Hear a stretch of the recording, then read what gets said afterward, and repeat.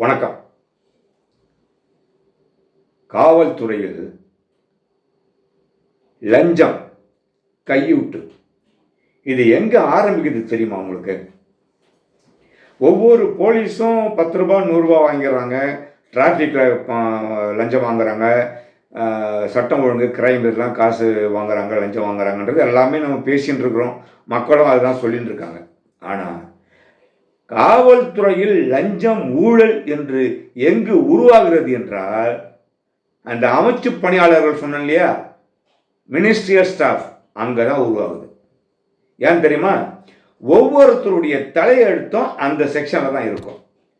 ஒரு எஸ்ஐக்கு டிரான்ஸ்ஃபர் வேணும், ஒரு இன்ஸ்பெக்டர் ப்ரொமோஷன் வேணும், ஒரு எஸ்ஐ சார்ஜ் கொடுத்துருக்காங்க, ஒரு எஸ்ஐ சஸ்பெண்ட் பண்ணியிருக்காங்க, எதுவாக இருந்தாலும் அங்கே தான் போகணும். அந்த மினிஸ்டர் ஸ்டாஃப் கிட்ட போய் கை கட்டி நிற்பார். நான் எத்தனையோ இதை நான் பார்த்துருக்கேன். பெரிய பெரிய ஆஃபீஸர்ஸ்லாம் அங்கே போய் மௌனமாக உட்காந்துருப்பாங்க, அமைதியாக உட்காந்துருப்பாங்க. ஏதாவது இடக்கு முடக்கு பண்ணிட்டு போகிறானுங்க இவனுங்கன்னு. அவனுங்கக்கிட்ட காசை கொடுத்தா தான் ஃபைல் மூவ் ஆகும்.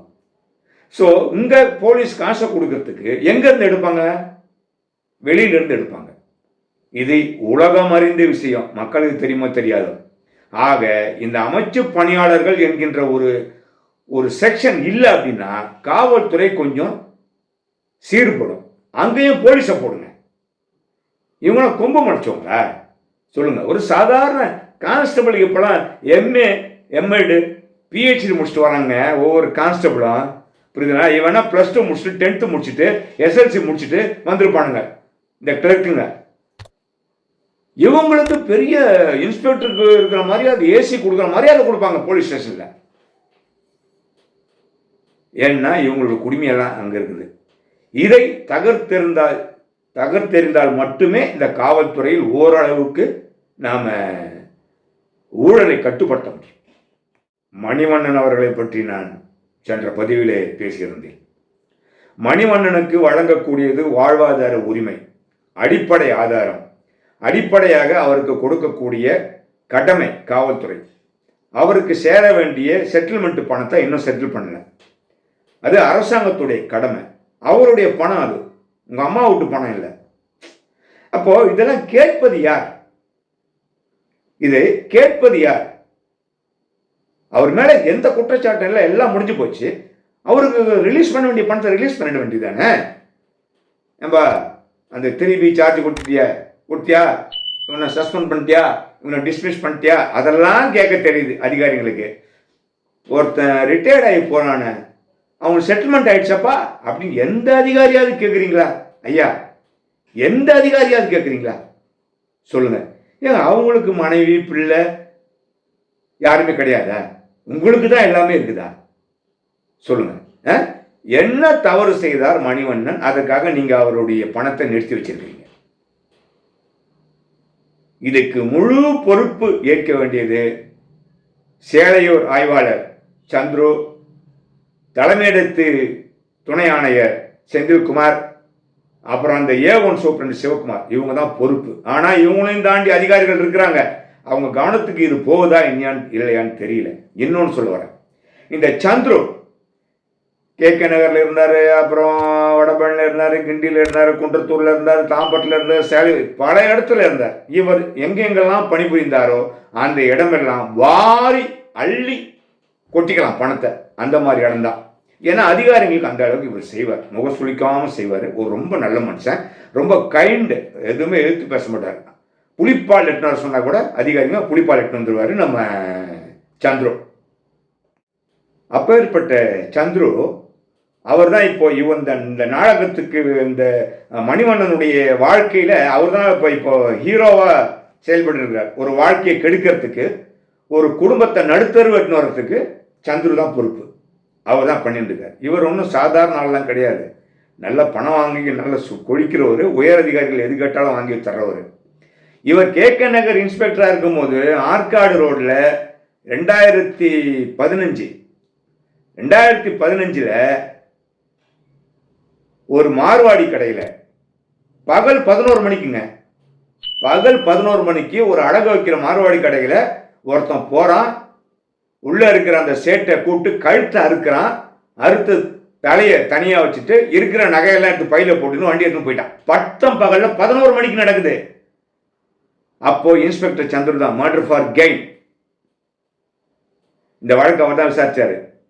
இன்னைக்கு வரைக்கும் அந்த வழக்கின் குற்றவாளிகளை கண்டுபிடிக்கிறது யோக்கியது இல்லை காவல்துறைக்கு. எத்தனை வருஷம் ஆகுது? 10 வருஷம் ஆகுது. அந்த மாதிரி புலி இவர் சந்துரு. அந்த கொலைகாசு கண்டே பிடிக்கலங்க, உஷாரா டிரான்ஸ்ஃபர் ஆகி ஓடிவிட்டாரு.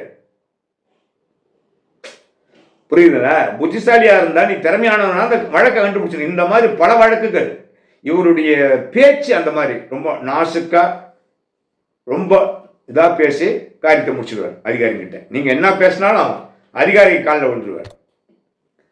ஆனா இன்னொன்னு பாவம், அவரையும் குறை சொல்லி தப்பு இல்லை. அவருடைய நம்ம பேசக்கூடாது, இருந்தாலும் பேச வைக்கிறார். அவருடைய மனநிலை இப்போ சரியில்லை. ஏன்னா பர்சனலாக அவர் ரொம்ப பாதிக்கப்பட்டிருக்காரு. தன்னுடைய பர்சனல் வாழ்க்கையில் அவர் ரொம்ப ஊண்டாயிருக்கார், நொந்து போயிருக்கார். அதனால நம்ம அவரை பற்றி இன்னும் அதிகமாக பேச எனக்கு வாய் வரலை. ஹெட் குவார்ட்டர் டிசி செந்தில்குமார் இருக்கார் இல்லைங்களா, அவர் பணத்துக்காக எதை வேணாலும் சாப்பிடுவார், எதை வேணாலும் செய்வார். புரிஞ்சுக்கோங்க, எதை வேணாலும் செய்வார். அவ்வளோ பெரிய குணம் உள்ளவர்.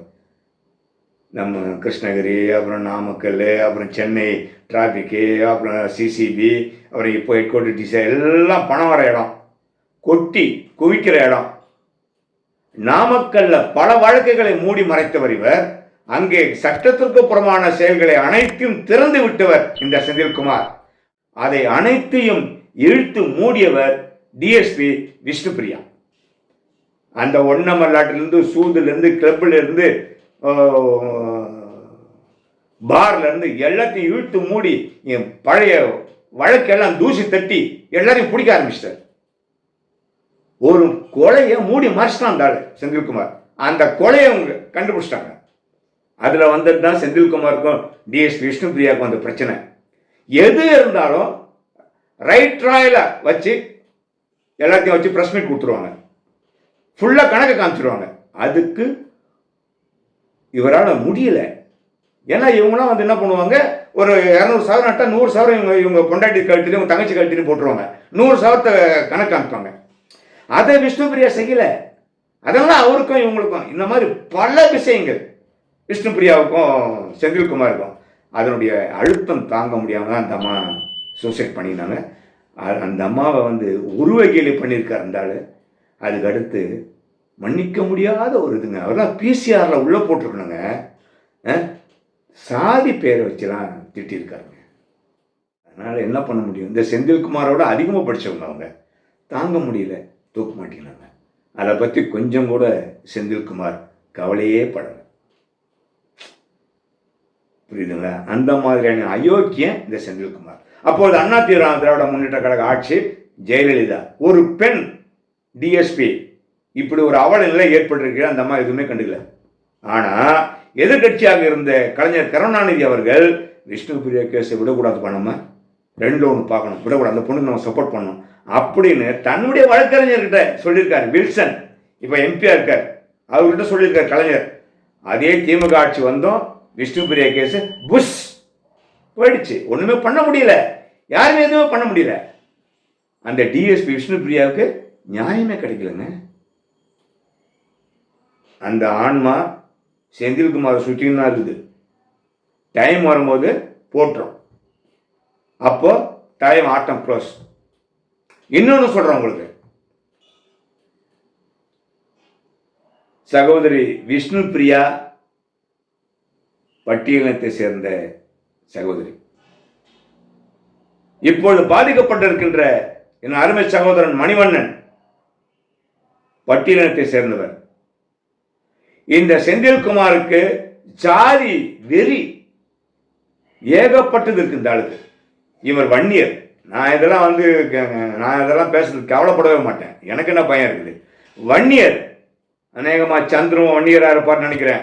இவங்க 2 பேரும் ஒன்னா சேர்ந்துக்கின்னு ஒரு தாழ்த்தப்பட்டவன், ஒரு பட்டியலினத்துக்காரன்றதுனால மணிவண்ணனை பழி வாங்கிட்டு இருக்கிறாங்க. ஆனா இது ரொம்ப நாள் நீடிக்காது. மறுபடியும் பிசிஆர் படி வழக்கு பதிவு செய்ய நடக்கும். உங்க மேல வழக்கு பதியப்படும். புரியுதுங்களா? இன்னொன்று கேட்டுக்கிறேன், இன்னொன்று உங்ககிட்ட நான் சொல்றேன்.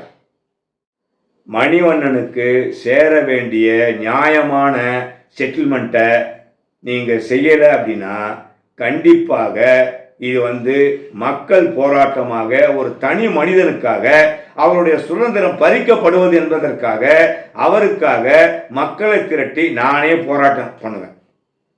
சோழிங்கநல்லூரில் இருக்கின்ற தாம்பரம் காவல் ஆணையர் அலுவலகத்தில் வாசலிலே தொடர் ஆர்ப்பாட்டம், தொடர் உண்ணாவிரதம், தொடர் போராட்டம் நடக்கும். அது நானே செய்வேன், நிச்சயமா செய்வேன். எலெக்ஷன் வர நேரம் நாங்க இதை விட மாட்டோம். மணிவண்ணன் போல் எவ்வளோ பேர் பாதிக்கப்பட்டிருக்காங்க இது போன்ற அயோக்கிய அதிகாரிகளால். பாவம், அவங்கள வாய் செத்தவங்களா வாழ்ந்துருக்கிறாங்க. எவ்வளோ குடும்பம் செத்து போச்சுங்க. எவ்வளோ பேர் இந்த கூண்டோடு அழிஞ்சு போயிட்டாங்க. இந்த மாதிரியான அராஜக இன்ஸ்பெக்டராலையும் டிசியாலையும் சொல்லலாம், எவ்வளோ சொல்லலாம். நான் எச்சரிக்கை விடுறேன், பயமுறுத்துறேன், மிரட்டுறேன், அதெல்லாம் யாருமே நினைக்க வேண்டாம். புரியுதுங்களா? நீங்கள் இதை வேண்டுகோளாக எடுத்துக்கினாலும் சரி, நீங்கள் எப்படி எடுத்துக்கினாலும் சரி, ஆனால் மணிவண்ணனுக்காக களத்தில் இறங்கி போராடுவதற்கு நாங்கள் தயாராக இருக்கிறோம். அதுக்கு மேலே உங்கள் இஷ்டம், அது நீங்கள் சந்திக்க தயாராக இருந்துக்குங்க. புரியுதுங்களா? சட்டப்படி, நியாயப்படி, தர்மப்படி நீங்கள் செயல்பட மாட்டேன்றீங்க. மரியாதையாக செயல்படுங்க, அதுதான் உங்களுக்கு நல்லது. புரியுதுங்களா? ஒருத்தருடைய வாழ்க்கையை கெடுத்து நீங்கள் வாழாதீங்க. உங்களுடைய மனைவி கழுத்தில் தாலி தொங்கணும், தங்க சங்கிலி தொங்கணும், மற்றவங்க கழுத்துல எல்லாம் பித்தளை சங்கிலி தொங்கணும். அப்படித்தானே நண்பர்களே? மணிவண்ணனுக்காக மட்டும் நான் பேசவில்லை. இந்த என்னுடைய பதிவை பார்க்கின்ற அனைவருக்கும் நன்றாக தெரியும் யார் பாதிக்கப்பட்டாலும் நான் பேசுவேன். நான் எந்த கட்சிக்காரன் கிடையாது. எந்த கட்சிக்காரங்களாக இருந்தாலும் சரி, யாராக இருந்தாலும் பாதிக்கப்பட்டவங்களுக்கு நான் நிச்சயமாக குரல் கொடுப்பேன். அது அதிகாரியாக இருந்தாலும் சரி, யாராக இருந்தாலும் சரி. சமூகத்துக்கு எதிராக யாரெல்லாம் செயல்படுகிறார்களோ அவர்களுக்கு எதிராக கிரைம் டுடே தமிழ் கண்டிப்பாக செயல்படும். அவர்களுடைய முகத்திரை எப்பொழுது வேண்டுமானாலும் கிழிக்கப்படும். மீண்டும் இன்னொரு காணொலி காட்சியை சந்திக்கின்ற நண்பர்களே, நன்றி, வணக்கம்.